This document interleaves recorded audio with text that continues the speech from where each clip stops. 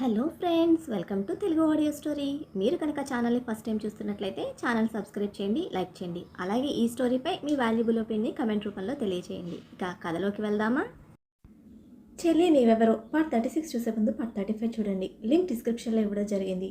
ఇది hot వాటర్లకి coal రాదు అని క్లియర్గా చెప్పి, నేనుంటానుగా, కేర్ తీసుకుంటాను, ప్రాబ్లం ఉండదు, రా అని పిలిచాడు రాణా. హాట్ వాటర్ అయినా నేను అమ్మతోనే చేస్తాను, నువ్వు అమ్మను కొట్టావు, నేను నీతో ఏది చేయను అని ఐ హేట్ యూ అని అన్నాడు లక్కీ చాలా కోపం చూపిస్తూ. లక్కీకి క్లోజ్ అవ్వాలని తాపత్రయపడుతున్న రాణాకు వాడి హేట్నెస్ భరించలేనిది. లక్కీ ముందు చైత్రను కొట్టిన గిల్టీ ఫీల్, ఎప్పటికీ నన్ను యాక్సెప్ట్ చేస్తావన్నా హెవీ ఫీల్తో ఉయ్యలలో కూర్చొని సన్ రైజ్ ఎంజాయ్ చేస్తున్న వాడిని చూస్తూ ఉండిపోయాడు రాణా. 7కి మెలకువ వచ్చింది చైత్రకు. చాలని నిద్రతో తలంతా బరువుగా ఉండడంతో బలవంతంగా తెరిచిన కళ్ళతో టైం చూసి లేట్ అయిపోయింది అని కంగారుగా బెడ్ దిగింది.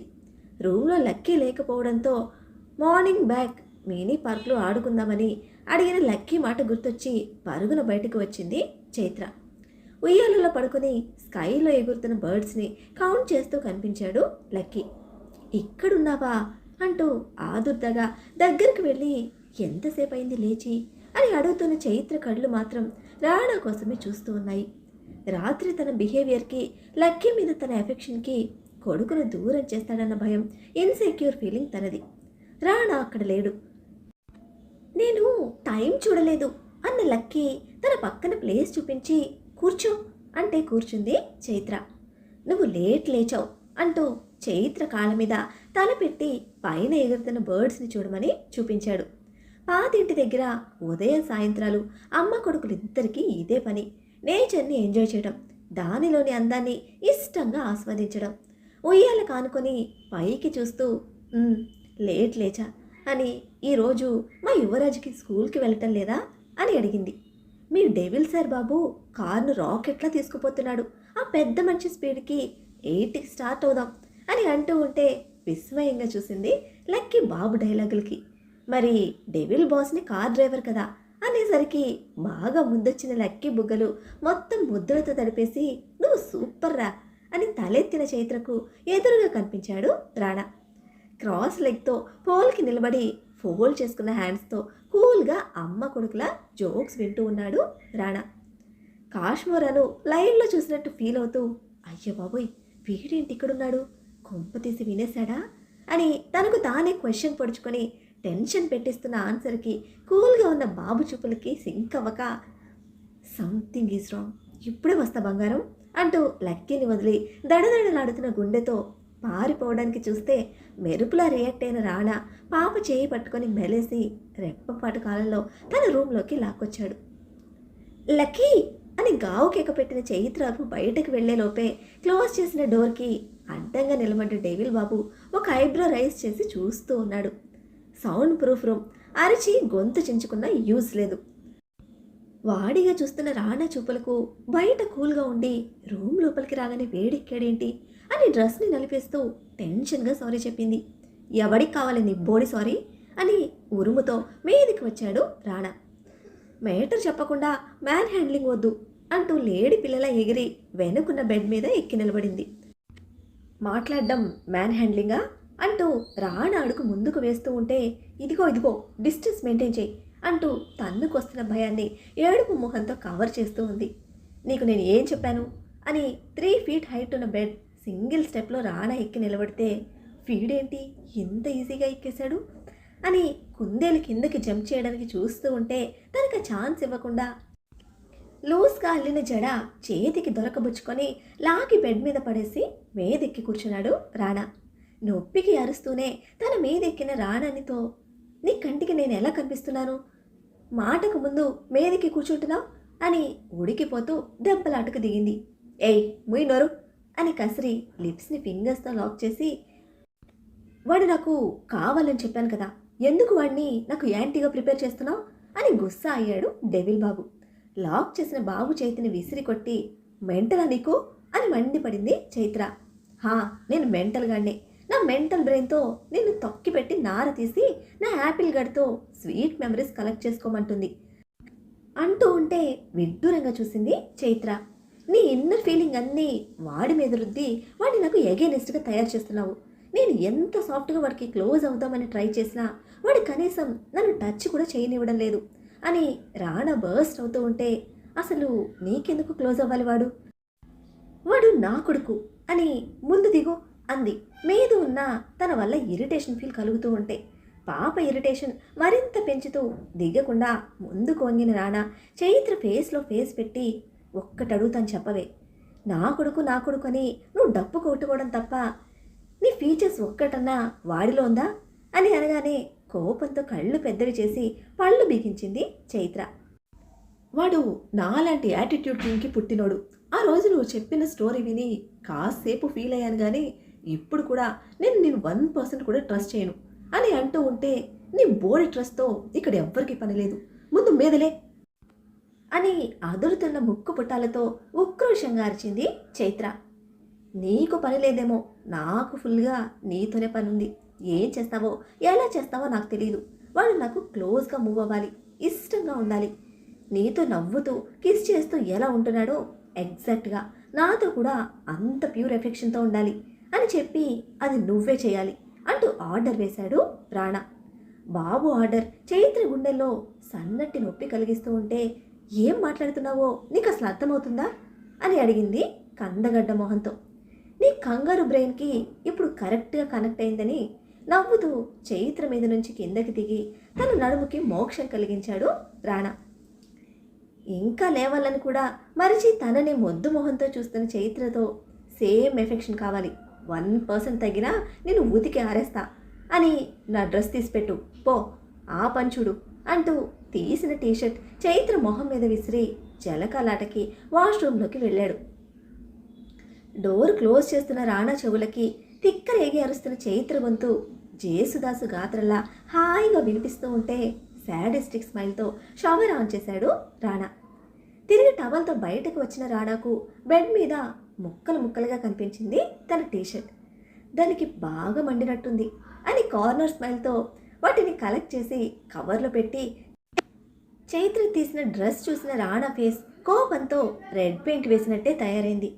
ఒకదానితో ఒకటి సంబంధం లేకుండా పింక్ కుర్తాకి వైట్ ట్రాక్ ప్యాంట్తో సెట్ చేసిన బ్లేజర్ కోట్ వాటిని నలిపి మూలకు విసిరేసి డ్రెస్సింగ్ రూమ్లోకి వెళ్ళి తన సూట్ తీసుకున్నాడు. లక్కీకి బాత్ చేయించి యూనిఫామ్లో రెడీ చేసి తాను కూడా ఫ్రెష్ అయ్యి కిందకి వచ్చేసరికి డైనింగ్ టేబుల్ దగ్గర ఉన్నాడు రాణా. చెప్పింది గుర్తుందిగా అన్నట్టున్న అతని చూపులకి కుదరదు అన్నట్టు లక్కీని 2 చైర్స్లో డిస్టెన్స్లో వదిలి తనకు లెఫ్ట్ సైడ్ కూర్చోబెట్టింది. అమ్మా, డైలీ నేను నీకు రైట్ సైడ్ కదా అని లక్కీ అడిగితే, ఈరోజు ఇటే కూర్చో, నీకు తినడం నేర్పిస్తాను అని ఫుడ్ పెట్టించి వాడినే తినమని ఓరగా రాణాని చూసింది చైత్ర. బ్లాంక్ ఫేస్తో అప్పటి వరకు చైత్రని చూస్తూ ఇప్పుడు తన బ్రేక్ఫాస్ట్ స్టార్ట్ చేశాడు రాణా. వీళ్ళని న్యూస్ పేపర్ అడ్డు పెట్టుకొని అబ్జర్వ్ చేస్తూ ఉన్న రుద్రాణి కూతురు కిందకి రావడంతో తనని పిలిచి తనతో పాటే డైనింగ్ టేబుల్ దగ్గరికి వచ్చింది. గుడ్ మార్నింగ్ బావా అని విష్ చేసి చైత్ర పక్కన కూర్చుంది నేహ. రిటర్న్ విష్ లేదు రాణా నుంచి. తనతో పాటు సమాన అంతస్తులో కూర్చున్న చైత్రను లక్కీని నమిలి మింగేసేలా చూస్తూ ఆపోజిట్ సైడ్లో కూర్చుంది రుద్రాణి. తమతో పాటు కూర్చోవడమే నచ్చని రుద్రాణికి ఇక లక్కీ తింటున్న ఫుడ్ కడుపు మండేలా చేస్తే, మీ వాడికి రోజు ఇవన్నీ పెడతావా అంటూ దీర్ఘాలు తీసింది. రాణా ముందు దీర్ఘాలు తీసి సుడులు చుడితే వడగండ్ల రియాక్షన్ ఉంటుందని పీక్కుంటూ మమ్మీ అంటూ స్ట్రెస్ చేసి పిలిచింది స్నేహ. కూతురు పిలుపుకి ఏంటే నీ గోలా అని అక్కడ ఉన్నారుగా వాళ్ళను పట్టించుకో, ఇంత పెరిగావు, ఏం తినాలో ఈ రోజుకి తెలీదు, వాడిని చూడు పట్టుమని 4 ఏళ్ళు లేవు, చక్కగా ఎలా తింటున్నాడు అని తన వంకర దీర్ఘాలకి మెలికలు చుట్టి లక్కీని సెంటర్ చేసింది రుద్రాణి. రుద్రాణి దీర్ఘాలకి తినడం ఆపి రాణాను చూసింది చైత్ర. అసలు ఏది విననట్టే బ్రేక్ఫాస్ట్ మీద ఫోకస్ పెట్టి సీరియస్గా అది ఫినిష్ చేసే పనిలో ఉన్నాడు రాణా. బాబు కావాలి అన్నా వాడిలో కాస్తైనా కనిపించని కన్సర్న్కు అసహనం ఆవహించింది చైత్రలో. నా మేనల్లుడు సపోర్ట్ చేస్తాడని ఎంత ఆశపడుతుందో ఇది అని రాణా వైపు చూస్తున్న చైత్ర చూపులకు చిటపటలాడుతూ, ఏంటి చైత్ర, మా వాడు ఏమైనా అనుకుంటాడని ఆలోచిస్తున్నావా అంటే రుద్రాణి వైపు చూసింది చైత్ర. నా మేనల్లుడు ఉండడానికి కోపంగా ఉంటాడే కానీ అస్సలు ఇటువంటి విషయాలు పట్టించుకోడు. ఎంతమంది ఎన్ని తిన్నా తరిగిపోయే ఆస్తామాది. నువ్వు సిగ్గు లేకుండా అదే సిగ్గుపడకుండా ఫ్రీగా నీకు నీ కొడుకు కావాల్సినవి బాగా తీసుకో.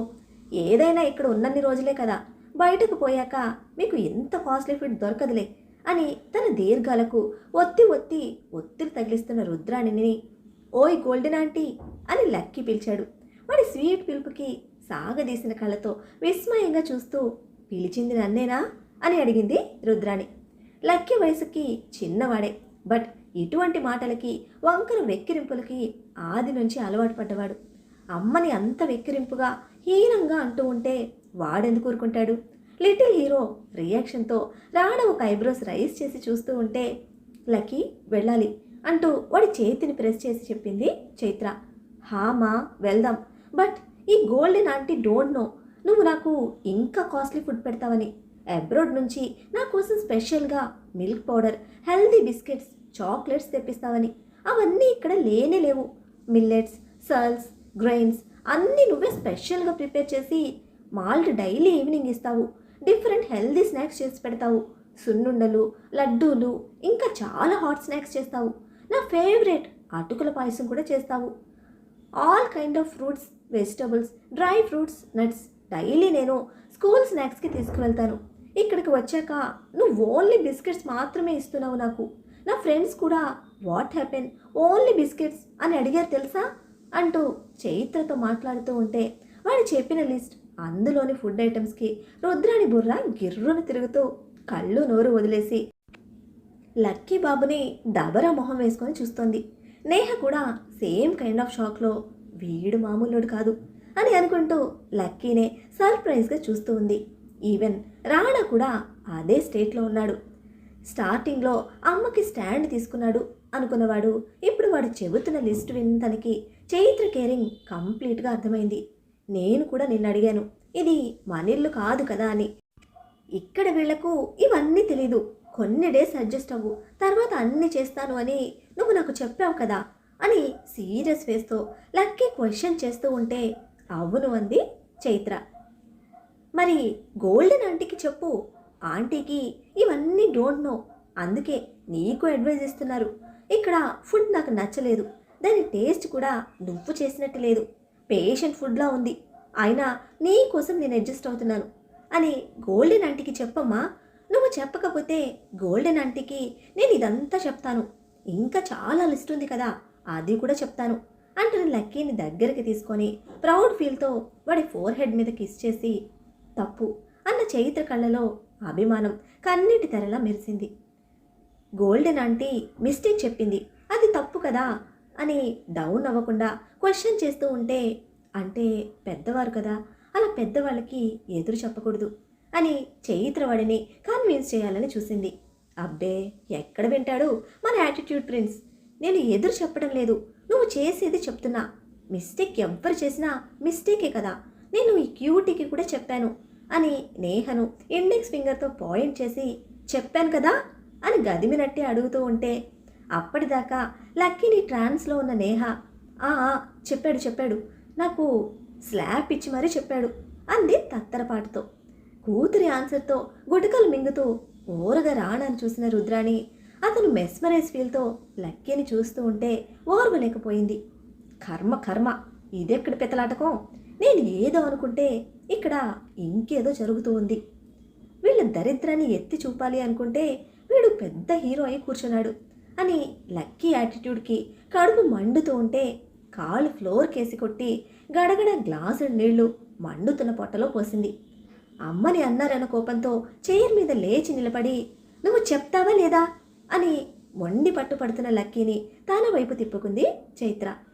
లక్కీ, ఇప్పుడు నువ్వు చెప్పావు కదా, ఆంటీతో సహా అందరూ విన్నారు, ఇక ఈ టాపిక్ వదిలేయాలి అని సీరియస్ అవుతూ ఉంటే లక్కీ ఫేస్ డల్ అయింది. నీకు ఇది కూడా చెప్పాను, మన గురించి తెలియని వాళ్ళు మన మీద ఇష్టంతోనో అభిమానంతోనో లేక జాలిపడి ఏదైనా చెప్తే విని వదిలేయాలి, అందులో మంచి ఉంటే తీసుకోవాలే తప్ప ఇక దేనికి రెస్పాండ్ అవ్వకూడదు, నీ ఎనర్జీ వేస్ట్ చేసుకోకూడదని చెప్పాను కదా అని అంటే అవును అని నిలువుగా తల ఊపిన వాడితో అమ్మ మాట మర్చిపోయావు అని అనగానే కళ్ళెత్తి కోపంగా చూశాడు లక్కీ. చిన్న స్మైల్తో వాడిని దగ్గరికి తీసుకొని గుండెలకు హత్తుకుంటూ రుద్రాణిని చూసింది చైత్ర. నీ దయ దాక్షిణ్యాల మీద ఇక్కడెవ్వరూ బ్రతకడం లేదని చెప్పుతో కొట్టినట్టుంది ఆ చూపు. పళ్ళు పటపట కొరుకుతూ కచ్చిగా తన కాకరకాయ ఫేస్ పక్కకు తిప్పేసుకుంది రుద్రాణి. వితిన్ సెకండ్స్లో అమ్మ నవ్వుకి నార్మల్ అయిన లక్కీతో అన్నం పరబ్రహ్మ స్వరూపం. తినే చోట భక్తితో భయంతో ఉండాలి. ఇలా ఇంకెప్పుడు బిహేవ్ చేయకు అని ఫుడ్ కోసం మనం వెయిట్ చేయాలే తప్ప ఫుడ్ మన కోసం వెయిట్ చేయకూడదు. కామ్గా కూర్చొని ఫాస్ట్గా ఫినిష్ చేయి, స్కూల్ టైం అవుతోంది అని అనడంతో కూర్చున్నాడు లక్కీ. డ్రాగన్ ఐస్తో రుద్రాణిని చూస్తూనే పీల్ తీసిన బనానా పీసెస్లో ఫోర్క్ షార్ప్గా దించేసరికి ఉలిక్కి పడింది రుద్రాణి. మేనత్త బాడీ షేక్కి రాణ లిప్స్ వైడ్ అయితే లక్కీ యాటిట్యూడ్, సెల్ఫ్ రెస్పెక్ట్, అమ్మ మీద ప్రేమ, అమ్మ కోసం స్టాండ్ తీసుకున్న వాడి స్ట్రాంగ్ క్యారెక్టర్ అన్నిటికీ పర్ఫెక్ట్ అనుకున్న రాణ కళ్ళు ఒక్క క్షణం చైత్ర మీద నిలిచాయి. సృష్టికి ప్రాణం పోసే అమ్మే కదా బిడ్డకి మొదటి గురువు. బిడ్డ ప్రతి అడుగులోనూ ప్రతి మాటలోనూ అమ్మ వ్యక్తిత్వమే కదా ప్రతిబింబించేది. చైత్రను గ్రేట్ మామ్ అనుకున్న ఆ క్షణం తన తల్లి ప్రతిరూపం మనసులో మెదిలి బరువుగా మారిన గుండెలోని ఊపిరిని భారంగా బయటకు విడిచాడు రాణా. అమ్మ మాట మీద రెస్పెక్ట్తో ఫాస్ట్గా బ్రేక్ఫాస్ట్ ఫినిష్ చేశాడు లక్కీ. వాడిని తీసుకొని ఇదేనా నీ ఇష్టం అన్నట్టు రాణాని చూస్తూ పైకి వెళ్ళిపోయింది చైత్ర. ఆ చూపుకి కార్నర్స్ మీద లేచి వెళ్ళి హ్యాండ్ వాష్ చేసుకొని మళ్ళీ డైనింగ్ టేబుల్ దగ్గరికి వచ్చాడు రాణా. పైకి వెళ్లాల్సిన మేనల్లుడు తిరిగి రిటర్న్ రావడంతో గుడ్డగలు మింగుతూ స్టిఫ్గా నిలబడిన రాణా స్టాండింగ్ పొజిషన్ తన కోసమే అని లేచి నిలబడింది రుద్రాణి కూడా. మమ్మీకి ఆల్ అవుట్ కన్ఫర్మ్ అనుకున్న నేహ అటు తల్లికి సపోర్ట్ చేయలేక ఇటు రాణా ముందు నోరు తెరవలేక వేళ్ళు పిసుక్కుంటూ నిలబడితే దగ్గరకు రమ్మని పిలిచాడు రాణా. ఏజ్లో ఎక్కువైన మమ్మీని కొట్టలేక తన చెంప పగలగొడతాడన్న అనుమానంతో భయంగా దగ్గరకు వచ్చి 2 feet డిస్టెన్స్లోనే బావా అంది చెంపలు కవర్ చేసుకుంటూ. తన భయాన్ని చూస్తూ పడతాయని ఫిక్స్ అయ్యావా అని అన్నాడు. అంటూ ఇన్నోసెంట్ ఫేస్ని నిలువుగా ఊపింది నేహ. ఈ భయం చిన్నప్పటి నుంచి మీ అమ్మకు లేదు. నానమ్మ తాతయ్య అదే మీ అమ్మను కన్నవాళ్ళు బాధ్యతని భయాన్ని పద్ధతిగా నేర్పలేదు అంటూ రుద్రాణిని చూస్తే అర్థం కానట్టు చూస్తున్న ఆ దబరా మొహంతో కన్నవాళ్ళని కార్నర్ చేస్తున్నాడు అన్న కోపం కూడా. మేనత్తను చూస్తూ నేహా నీ అమ్మకు చెప్పు వయసుతో పాటు కొంచెం బుద్ధి కూడా పెరిగితే ఇంటికి వంటికి మంచిదని. ఒళ్ళు దగ్గర పెట్టుకొని బుద్ధిగా మసులుకుంటే నా కొంపలో నా మేనత్తగా ఉంటుంది, లేదంటే నీ బాబుకి భారీగా రుద్రాణి తన 2 పిల్లలతో నడి రోడ్డు మీద ఉంటుందని అనేసి వెళ్ళిపోయాడు రాణా. చెప్పింది నేహకే అయినా రాణా చూసిన చూపుకి ఊపిరి ఆగినట్టు అయింది రుద్రాణికి. కొయ్యబారి నిలబడిన మమ్మీ షోల్డర్ మీద చేయి వేసింది నేహ. ఉలిక్కిపడి ఇహలోకి వచ్చిన రుద్రాణి హైరాణ పడుతూ తన సరౌండింగ్ చూసుకుంటూ ఉంటే బావ వెళ్ళిపోయాడు అని టిష్యూస్ తల్లి చేతికిచ్చింది నేహ. ఆవగా టిష్యూస్ అందుకొని మొహానికి మెడకి పట్టిన చెమటను గాబరాగా తుడుచుకుంటూ వాడు పిల్లాడు కాదే పిశాచి అంటూ అరిచింది రుద్రాణి. మరి లక్కీ ఇలానే చైత్రకు సపోర్టుగా తనను ప్రొటెక్ట్ చేసుకుంటాడా? మరి రాణా విషయంలో లక్కీ ఏం చేస్తాడు?